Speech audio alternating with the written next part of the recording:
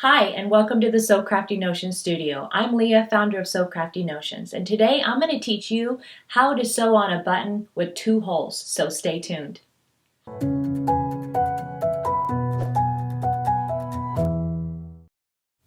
So today I'm going to be showing you how to sew on a button with 2 holes. If you like this video, please make sure to give me a thumbs up and subscribe so you don't miss any of the upcoming tutorials.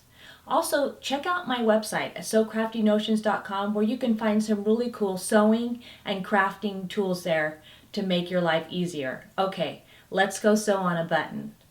Today I'm going to teach you how to sew on a button with 2 holes. So I have my 2-hole button here. So the things you're going to need is the garment that you're sewing the button on and the 2-hole button. And I'm going to give you just a little tip of what I do when I am going to put a button on, sew a button on, is I go ahead and mark where I want my button. And you want to center it in the spot where you're going to put your button on. And any garment that you're working on in the sewing instructions, it's going to have on your pattern how to mark where your buttons go on. So you're going to know exactly where to put those buttons and buttonholes on your garment. So, but I'm just doing this for a demo, so that is where I'm going to put my button. So what I do is after I've marked it, I center my button on there.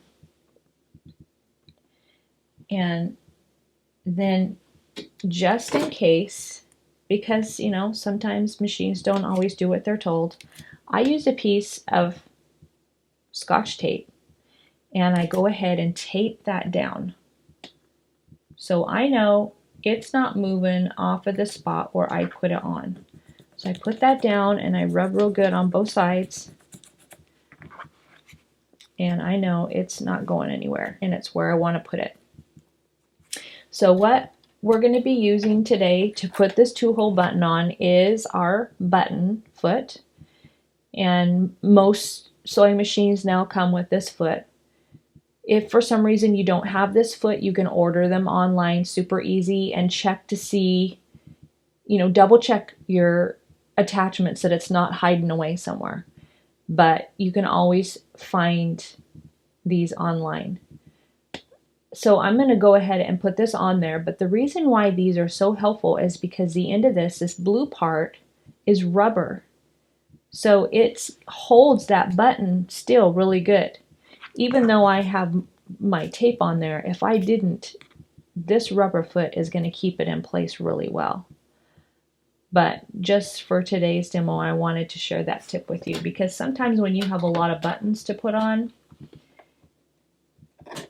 it's peace of mind to have that piece of tape holding on the button so you don't have to waste time worrying that it's really in the spot where you wanted to put it.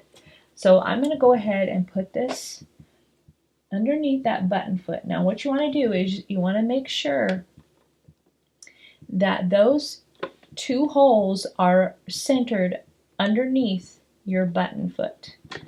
So I always turn my needle knob to make sure that that needle is not going to hit that button and ruin it, crack it, or do anything. It looks like I'm just right. So I'm going to go ahead, and my machine is set to do a buttonhole. If you have an older machine, you want to set your stitch to zigzag, and then you want to set this width of stitch like I just did, making sure that your needle is not going to hit the side of the button. And then you want to set the length to 0 because you're not going anywhere, you're staying in one place. So 0 is where you want to be.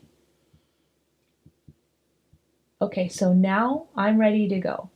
And I'm going to go ahead and press my pedal and let the machine work. So I've got plenty of thread there in that hole. I'm going to go ahead and cut that thread, take it out, and I always pull my thread that's there. I pull it tight because I want these threads not to come undone. Now on the back, there's always these two, and a lot of times I tie those in a knot before I cut them because I want to make sure that this doesn't come off. Sometimes if it doesn't pull tight on itself, which some older machines, the tension might not be quite right on them, it'll pull right off. And you don't want to have that on a garment that you just did. So now I'm going to take my tape off.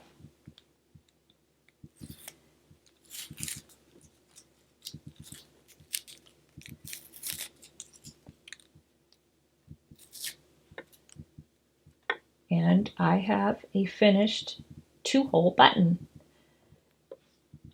Now I have this attachment that came with my machine. Not all of them have them, but some do. Trim that off.